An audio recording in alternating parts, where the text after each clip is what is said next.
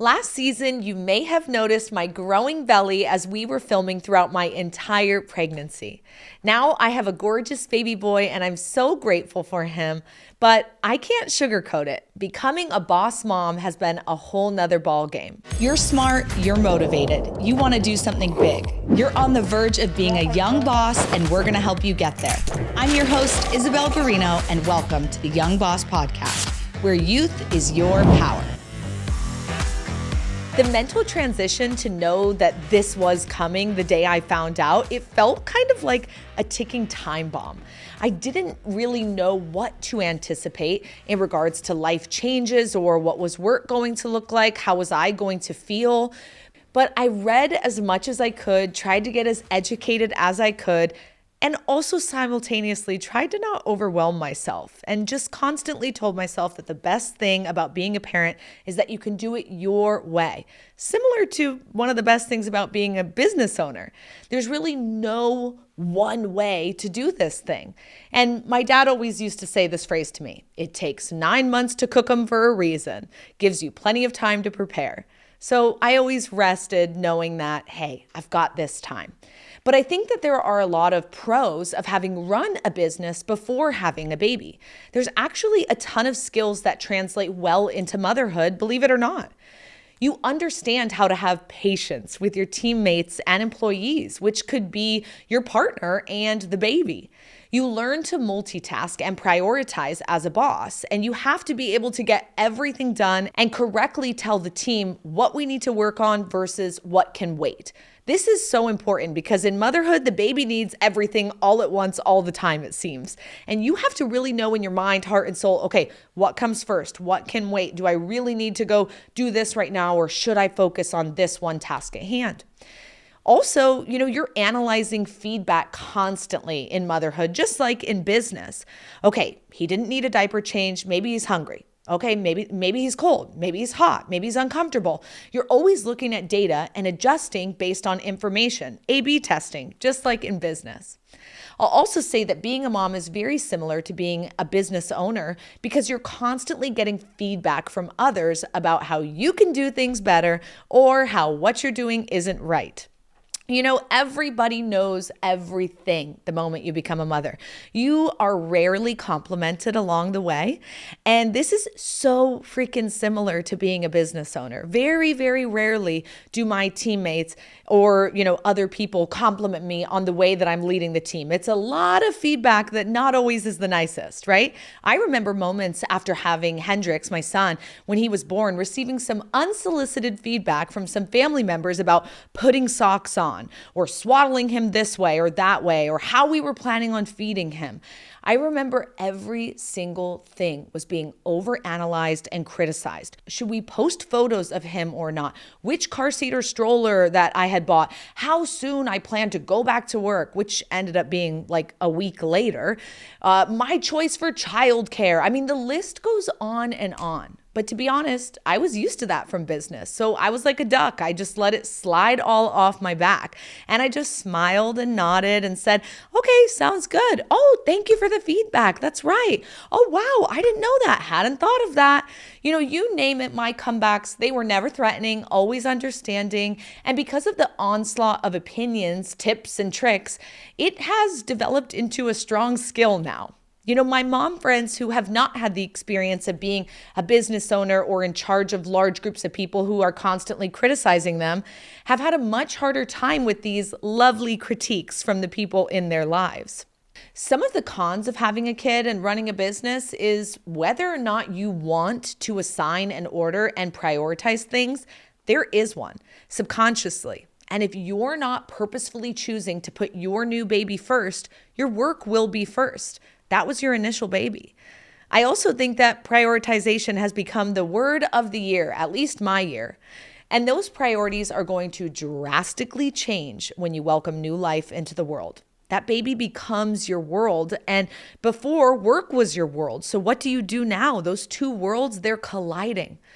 I'll never forget my father being in his office, working hard, and every single time we would walk by as kids, he would welcome us in the door, let us sit on his lap, and he seemed to genuinely enjoy the little break from work. If I'm being honest, I'm sure it was annoying to him that he was in the middle of a meeting or project or brainstorm, but you only get one chance to parent your kids. You can restart in business any day that you want. And ultimately, I remember how he treated us in those moments, and that stuck with me forever. And it's definitely influenced how I approach my family and my business. I don't want to tell you how to do things. We have enough of that as parents, but for me, my kid has to be my priority. Hendrix loves to crawl into my office and sit on my lap and bang on the keyboard, and every time he does, I take that chance to take a little break. Whether it's 2 minutes or 20 minutes, however long he needs, he is the priority. The work will be there. That was a huge and difficult shift for me to make. At first, it felt like, oh, it's no harm to tell him to wait or just be on my phone while I'm playing with him. But then it hit me. I will never get these moments back. There will be a day when he slams the door in my face and doesn't want to hang out with me. So every day when he does, I'm like, put the phone down, put the work away, be in the moment. Now, I will say it's a delicate balance, and from the outside looking in, some people would probably say that work is still my top priority.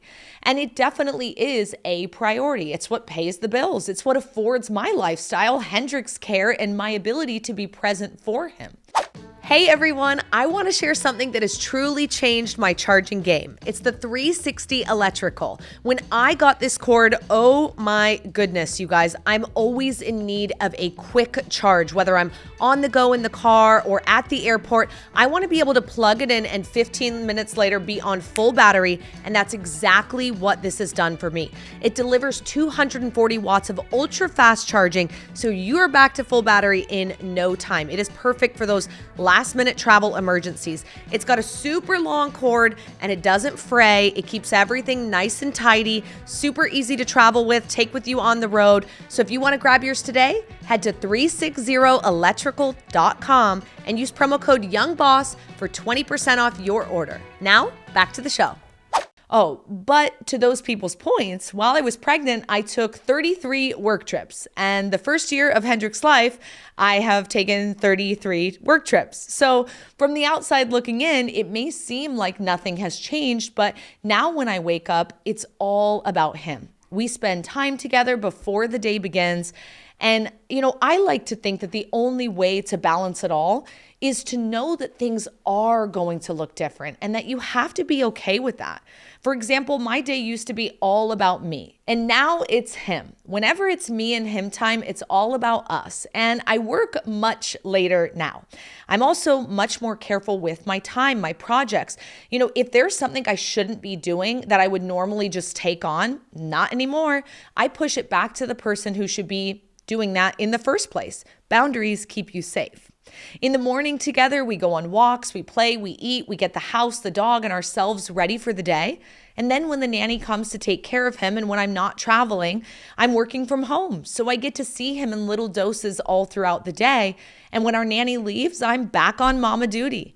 And being a mom is genuinely one of my favorite things I can say now. I can catch up on the final couple hours of work once he's down and asleep, and we make it happen. That's the thing. You're going to make it happen. You're going to make it happen even more because of this little human that you now love so much. Your why is so much stronger. Before Hendrix, like I said, it was all about me. Now any extra moment in time I get, it goes to him. There's nothing in life more meaningful than raising a child, and it honestly is such a blessing. This transition has not been easy, but it's more mental than anything else. You really just have to get good at time blocking and being present. Work will get done. I also think that in many people's businesses, this may be a great time to bring on a strategic employee, maybe a virtual assistant or an actual assistant, a sales manager, an operations director, whatever it is that's taking up your time that you now want to more strategically spend on other things. That does not go without saying that there are major challenges. My job requires me to travel and speak about residential assisted living. So often I am away from my baby. I'm not home as much as I'd like to be, and thank God for FaceTime. But I also have to be very honest. It's very expensive to keep up with his daily care needs because I'm not available to stay home and be with him 24/7. So we've hired a full-time nanny. And when he was little, we had a night nurse 3 times a week so that me and his dad could get some sleep. He's also a business owner, and that support really helped us be better parents during the day and those 4 nights that we did have to care for him. I didn't breastfeed because I couldn't risk leaking while I'm on stage or filming. And also, breastfeeding is a full-time job, and I commend the mamas who do it because it is a lot. But I also think it's incredibly important to mention that having a supportive and loving partner is crucial to being able to maintain the demands of your business and parenthood.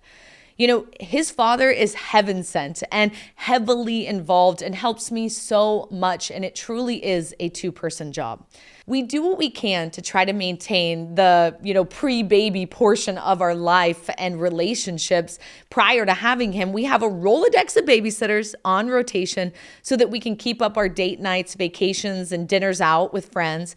But all of these things cost money. Because we're both business owners burning the candle at both ends, we know it's important to spend our time wisely, but it's also important to spend our money wisely. And I will never deny that having babies when you're doing well financially is completely different than if you're struggling. It's a game changer.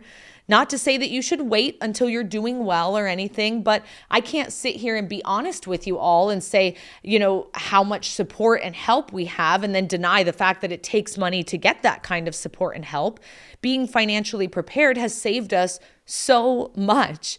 But being an entrepreneur and raising a kid typically allots you for more time freedom. No one is calling you in for a shift. No one is telling you what time you can leave. And if you need to push all of your meetings or not come in one day because the kiddo's sick, you can. You're the boss. And that's a huge blessing. That should not go understated.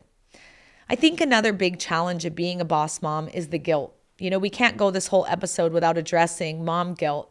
Many events I go to, people will say, "Oh, is the baby here?"